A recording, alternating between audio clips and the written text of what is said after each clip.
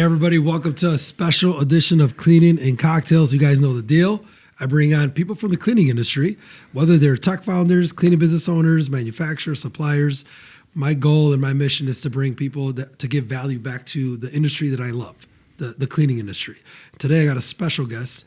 This guy's on here for the second time, but today we're going to talk about something different because my boy Brandon Vaughn came in.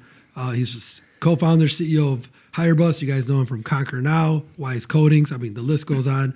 We're actually going to talk about who's got more brands. I think that's what we should talk about. I don't know. You gave me the list. Maybe you. But Brandon, dude, I appreciate you so much for coming by. Thanks, man. I'm excited to talk about some of the topics we're going to talk about. And you guys, we're not going to just talk once. You're going to see a lot of footage of, I think it's 24 hours you're here? Are you here for 24 hours or less? Yeah, a little bit more. Yeah. So we got work to do. We do. Okay. We got to dig in. Well, Brandon, again, for those that may not know who you are, right? Some of the Cleaning Cocktails community. Brandon Vaughn. Who is Brandon Vaughn? Ooh, who is Brandon Vaughn? I've been in home services my whole life. I've been in the service industry. My dad was an owner-operator window cleaner for 33 years. So started All Clean 1978. I had an amazing childhood and one that was enabled me to be able to watch my dad go out and be an owner-operator service business owner for 33 years, all the way up until the point when his health forced him out of the business. So I've been able to have a really unique perspective on bottlenecks and what can happen if you have that bus factor of one, where one person gets hit by a bus, either physically or metaphorically, business ceases to exist. And it's kind of a gift of an experience to be able to see kind of firsthand and how that affected the family, how it affected my dad, how it affected the business. And then I just kind of made it my mission to, try to solve for that, try to build a company where we didn't have those kinds of bottlenecks. And I mean, again, I love how we're going to even kick this off because, man, that is something that people know about it. Like I've heard that analogy and I know what you mean. And then, you'll always say, well, what if you, get hit by a bus? What if you got hit by a bus? Yeah. It's real, but it's not, again, it's an analogy because it's just the statement of like something could happen with you in business and somebody else has to come in and pick up, or the team has to help you take it from, take the baton, or in general, like you're building and growing. Bottlenecks, the word bottleneck. I've been a bottleneck at many stages of our business. Every owner is a bottleneck at some point in time. Like, your bank account is correct. And that may be hard for, maybe someone to say that, but it's like, that's correct.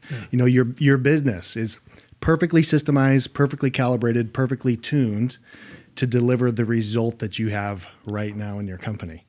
And so, when you kind of have that sense of extreme ownership as the owner, as the CEO of your company, that every reason why something's not working correctly in your business is because of you. You didn't put the right team member in place. You shouldn't have hired that person. You should have fired them a long time ago. You should have put that system in place. You should have set the vision better. We're always the bottleneck. Yeah. And for me, that's a really sobering responsibility that you should be always thinking about is how can I make it to where I can scale up and build a team to where it's not just solely relying on me so much. Yeah. And that's tough to do. And so Brandon, think about this too. Some people are content. Some people don't want to scale, right? The word scale it's to each his own. They may want to scale, they may not. But I would argue, and I'm sure you probably agree too, but the goal for us as business owners or leaders or try to build a business or somebody in a leading role is to help get yourself out of the way and buy back your time, right? Yeah. We were talking about earlier is like the goal, you should be able to check out at 6 p.m., go home, spend time with your kids and your family, enjoy a vacation, leave for a month. Maybe 5 p.m. Maybe 5 p.m. But so it's not necessary to say, let's scale to be so large. Let's scale to at least have your time back. Yeah. Would you agree? I think time is the only currency that matters. A lot of people, they get, stuck in their brain. Oh, I want to have a $1 million company. Why? That's like the magic milestone. Yeah. Why? What is, it's a cool milestone to celebrate. Like it's a whole extra digit. It's now 7 digits. Like, wow, we hit $1 million. But I've seen a lot of $1 million businesses and $1 million business owners working 60, 70, 80 hours a week, missing their kids' football games and practices and working nights and working weekends and not being present. And, for me, money is one of those things that, you can lose it all, you can gain it back. You can save it, you can spend it, but time is something that you spend every day, every minute, every second, whether you want to or not. It's that, currency that's always kind of hitting.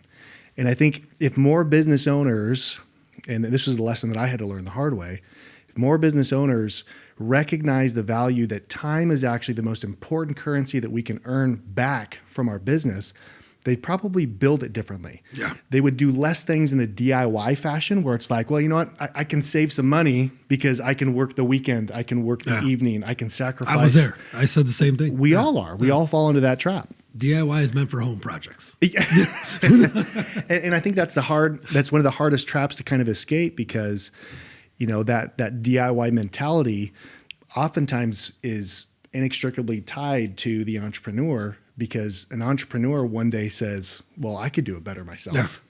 Yeah. I'm talented. I could figure this out. Mm-hmm. I could do it better than my boss. I could do it better than so-and-so. And so we oftentimes, because of that drive to want to do it ourselves, it's very hard to let go of control. Yeah. And we don't know how to delegate properly oftentimes. We don't know how to scale our skill set. Keep in mind that we didn't know how to do any of this stuff at one time either. Instinct, right? Like we're not born with all this business acumen. Right. So it's a journey. I think it's a journey that more business owners should, take a step back and just, ask themselves, am I trading my money for time? Yep. I like that. That's a strong statement. One thing I want you guys to know from behind the scenes. So Brandon, me and you've been talking for like 3-4 years. I think we've known each other for a while. Yeah, a lot of conversations we have, you guys, is on Facebook. Now we're hitting each other up late nights. Yeah, that's when right. Our brains are going. But one thing I wanted to share, and I think it's something cool for us to talk about, is so you've built multiple different businesses. You've exited on some. You've acquired some. Mm-hmm. I'm in the middle. I'm growing. I'm acquired. I invested. We've both recently. Well, I haven't recently. It's been a couple of years for me. But you've recently started another brand, another company, right? And why I want to bring this up is like, you'd think we would not want to start back over again and get back in the shit again. But we said, hey, let's do it again. Let's build another startup. Yeah. How, I see it. I'm excited about it because our conversations, you could see some of the things when we're talking about things is like, I feel like we're learning all over again, but we're the results of some of the things in the past, you can see it in our answers. Like I've looked back at some of our conversations. I'm just like, oh shit, Brandon did say that. Okay, cool. Did Brandon say that? Oh yeah. Okay. But like, again, we've been there. Yeah. Is this different though? Building HireBus? Let's talk about HireBus a little bit, but like, is this a new challenge for you as you're building a tech startup? This is a tech startup. Unbelievably difficult. I mean, I knew going into it that it was going to be challenging. Service is very different than software. And my comfort zone has been services my whole life, home services specifically. Like just a couple of years ago, I started Weiss Coatings and scaled that up from zero. And about 2.5 years in, we're doing about $1 million a month in that business with 23 locations across the country. That's awesome. But with that business, the reason why we're able to scale so much faster than my cleaning company before was because I focused more on the who and less about the how. So from day one. So Who Not How? Yes, Who Not How. Yeah, absolutely. Incredible book. Right? Yep. I focused more on, okay, I'm not going to do any sales from day one. I'm not going to answer any phone calls from day one. I'm not going to do any of the work in the field from day one. And the business scaled 10 times faster than I'd scaled anything before. And HireBus is the exact same approach. It's about the who. I had an amazing business partner and co-founder, Dan, and Nick, and being able to kind of focus on building the team instead. I just keep going back to, for me, one of the most powerful quotes that has impacted my career as like an entrepreneur is from Steve Jobs. I don't want to hire people so that I tell them what to do. I want to hire smart people that tell me what to do. Oh man. I just say this real quick because Ricky Funk, I know you're going to say this. He loves that statement. Yeah. So you just echoed. I could see him. He's cheering right now. Right on, Ricky. Yeah, man.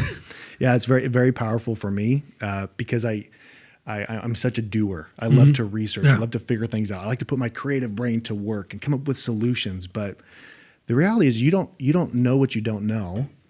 And to get somewhere you've never been means doing things you've never done before. So if you want to get somewhere you've never been, like grow a big software company, grow, your commercial janitorial business to heights that you've never been in 20 different states all over the country, go find the person that knows how to do that, that's executed on that, and spend more time on casting the vision of what could be and how they could experience upside on that, and getting aligned, which to me, I think has been the biggest mindset shift of myself. Is just my role is a lot more of casting the vision to potential team members and letting them know what's possible with what we're doing and getting them excited about it and saying, hey, we're aligned on core values. We're aligned on vision. We're aligned on mission. And I get to experience some of the upside, and I can do what I'm good at and get a piece of that, I'm in. And that has been, I'd say, the key of how we've been able to scale up HireBus so fast, Wise Coatings, any of the businesses that I've done now in this, what I consider my second phase. Like your second career, phase, much, much faster. So, man, Brandon, this is because I know some people are going to probably message me about this, because I've been, and this could again be a mind shift change for me, man. Is like I've been such an advocate of the doing, right? Like in my head, I'm like, man, if you're going to launch a cleaning company, you've got to do the cleaning yourself. And I know you're not saying that you don't do the work, you don't have to do the work, but like, tell me a little bit about, like, is it because you have a new process or a new framework, or what you learned in the past to what you started with Wise Coatings? Because I think it started with your Wise Coatings venture, is the don't do the things in the field, do the things that you're great at. Like, is there a framework behind that, or is that because you figured out a better system and you didn't have to do everything yourself? That's a great question, and I think it's a hotly debated topic of, do you need to know how to do absolutely everything in your business in order for you to scale that business successfully? For me, I found a lot of really, really crazy smart entrepreneurs and business owners that have scaled up huge companies very quickly that don't know how to do a lot of things in their business. And why does it matter if that one thing is your service, or that one thing is your marketing, that one thing is your sales? Like, what are you good at? Where's your zone of genius? And for me, what I've realized I'm good at doing is the creative marketing and the branding and coming up with good ideas and messaging and hooks and selling vision and going out and talking to people and like getting them excited about things and getting them interested in where we're going. And I'm a high I. I'm an IS on the DISC scale. Like, that's my superpower. Yeah. I am not a high D that just gets in and just gets a task done and drives in and just, super task oriented. I'm just not that person. So why do it? Right? So I need to surround myself with people that are high task driven. That actually gives them energy checking things off a to-do list. Whereas for me, like, that's a death sentence for me to sit in. Now, does that mean that I don't put out a lot of work? Absolutely not. No. But I'm focused in a zone of, I'll put air quotes around the word genius, because I don't want to sound like I'm like super genius on this stuff, but I want to stay in my zone of genius. And for me, that then doesn't feel like work, because I get lost in it.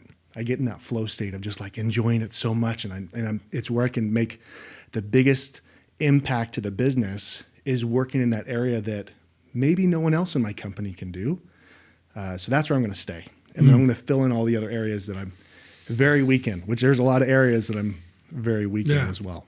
So we've talked about people. Yeah. Which I think we've both agreed off camera too, is like, it's people, right? That's the basis of the organization. That's who you got to give a vision to. That's who you have to kind of have become your cheerleaders, and you be a cheerleader of them.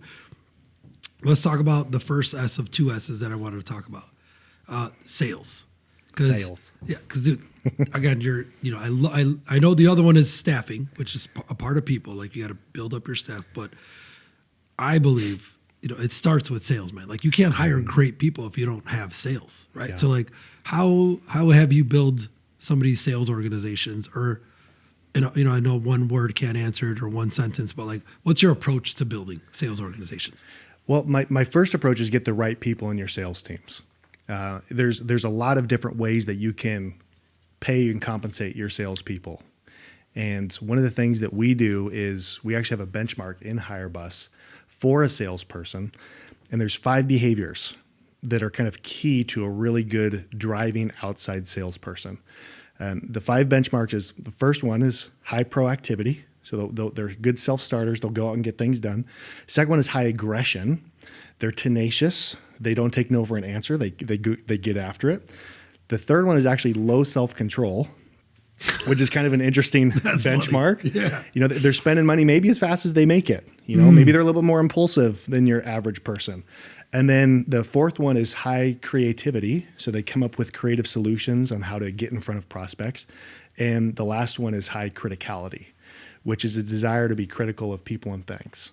And that higher criticality, you know, when you talk to that one property manager that's like, oh yeah, we got all these buildings for you. You just got to give us a really good price on this one. Like they have enough criticality to kind of weed through it and find out and maybe toe the line or come up with a creative solution to try to offer and package the proposals like, hey, that's great news. Okay, I'm going to build this proposal out so that you continue to get, you know, stacked, reduced discount tiers as we get more buildings on board. You know, and just ways to kind of be creative and critical of things and not just taking things at face value. So when we put our funnels out there for hiring salespeople, we look for those 5 behaviors. And we have a benchmark that actually fits inside of there. And we get a score from 1 to 10 of how good someone will fit as a salesperson. So the behaviors, the first part of it. The second part of it is now managing these sometimes more difficult individuals. Because they're tenacious, they have high aggression, they have high criticality. You know, sometimes they're a little more combative with you and holding those people accountable, having good performance metrics in place to actually track the results and holding them accountable to hitting those results. All those things kind of go into play, and you know, you also deal with potentially a little bit higher turnover in the sales roles as well, especially when it's commission based. You know, around that side of things. So those are kind of some of the first things that we look at. Man. We're going to say those 5 again. Those are great. But Brandon, so you said there's a way to assess, there's a way to measure. Let's think about the small cleaning business owner who may not have the capacity to be, I don't want to say lucky enough, but like to put those feelers out to get that person in the door. Is it okay if they have 2 out of 5, 3 out of 5, or what else, what other part of assessment? Because a resume doesn't say all that, right? You know, we talked like resumes. So true. You can't bank on a resume. No. So is there like, you know, 15 days, 30 days, or certain traits? I don't know. It's just tough, right? The sales role for me is one of the toughest roles to hire for, because if you're a great salesperson, you're going to sell me on winning this job, right? So if I don't know how to assess as a business owner, I may lose. So like, what tips do you have for a business owner that may have never been a salesperson, but they have to hire that role for their company? Yeah, I'd say that, you know, one of the biggest things that we like doing is we like doing working interviews with people. So you already have, if you're the owner, you're the one that's going out and doing sales calls and visiting with those kinds of individuals. I like to bring people out with me before we even hire them and just kind of get a good sense for, you know, what their day-to-day activities are. The second part of good sales management is you have to have a really good block schedule list on activities that you know will actually produce sales results. So if a big part of their job is going to be cold calling, and for us, our salespeople, a big part of their job is cold calling. And so I want to then now hear them cold call someone and find out, are they totally shaking in their boots? Are they freaking out? They may say in the interview, oh yeah, no problem. I can, you know, I did cold calling before in the past. But then when you actually see them do it, is it more natural, or are they totally panicking and freaking out? So those are some of the things that I want to kind of gauge before I hire that salesperson to find out if they actually have the chops to do the activities that we're going to require of them. I'm going to set those activities, and I'm going to track and make sure that they're actually doing those activities on a regular basis. So I'll have good instrumentation and dashboards about how many cold estimates are they bringing in, how many dials are they doing, how many contacts are they reached out to, you know, what's the status of every single one of the clients they have in their pipeline, you know, really good management on that side. And then lastly, dashboards and leaderboards for salespeople are highly, highly effective. Having those be publicly available for everyone in the company to be able to see. I typically find that when you have at least 2 salespeople, you get a whole different energy of sales going on versus 1. Yes, because the competitive nature. Absolutely, absolutely. Yeah, they don't that aggression. They don't like to lose. They want to win. Yeah. So those are some other areas where we'll kind of, you know, look at very strategically before we start hiring people in. And I may go out and I may hire 3 or 4 salespeople. knowing that I'm probably only going to get that's two what I was of going to them. ask you. You know that you're going to keep two. Yes. If you hire three. Okay. Mhm. Yeah. Okay. Yeah, absolutely. Now, again, I'm thinking about the smaller business owner again. Like they're busy. They're in the field. They're trying to build their business pipeline. They're trying to win accounts. They got to go train. I'm very biased to commercial cleaning, right? This is my world. This is where I live. It's my commercial cleaning people. Yeah, man. A lot of the rebuttals are, I'm too busy. Right. I'm too busy. I'm trying to, Rick, I don't have time to interview and find a salesperson. I got to do this. There is no magic pill. There's no, what advice do you have for them? Like, is there, what things can they start to practice to create a cadence and a habit to get ready for that though? Because in the end of the day, to buy back your time, somebody else has to step in. That's right. So what do you got for somebody like that? Two analogies.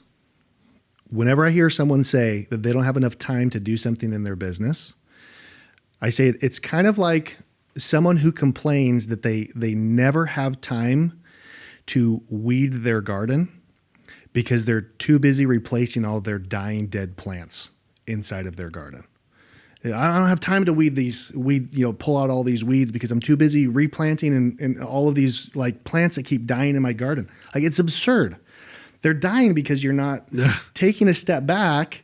And yeah, maybe a couple plants will die while you actually take the effort of tilling and pulling that out. Or it's like someone that says, I don't have time. It's like a firefighter versus a fire inspector. They're constantly going out putting out fires rather than just stopping for a second, letting some fires burn, taking a step back and being like, who's the arsonist that is going and setting fires to everything around me? Because I'm constantly putting out these fires. But when am I just going to take a step back, be an inspector, work on the problem, not just being in the problem, but work on the root source of the problem? That's the difference between those who say they don't have time to actually work on their business and do something that would solve so much of the day-to-day issues that they have.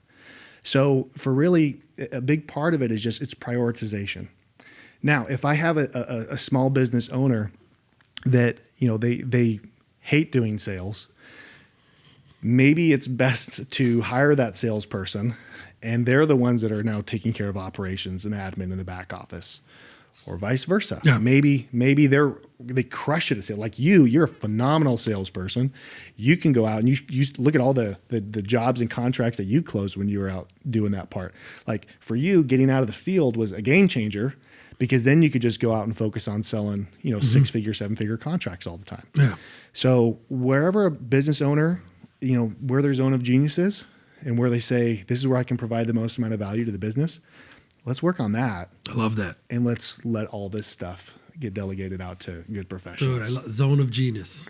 I love that. So I can't say that that's me now, that he said it first. All right. So, well, believe me, I wasn't the one that said it first either. Yeah. I've heard this from many other smart people than me. So Brandon, you said, something I heard you say, and I love your thoughts on it, because even in Rosalato or any business that I'm always talking to or thinking about, and it's never the one, right? Like you need more than one person to lead and build a company, but could it be at least the two? And the two most important things I see in our industry, at least, is sales and ops. Yes. Right? Like I'm not saying you have to have your family involved or your wife or your husband or your cousin or brother, but like those that are solopreneurs, a lot of times I'm like, you need that second. Like whatever you pick, sales or ops, like what would you love to do? Right. You need the other one then. Would you agree? I agree 100%.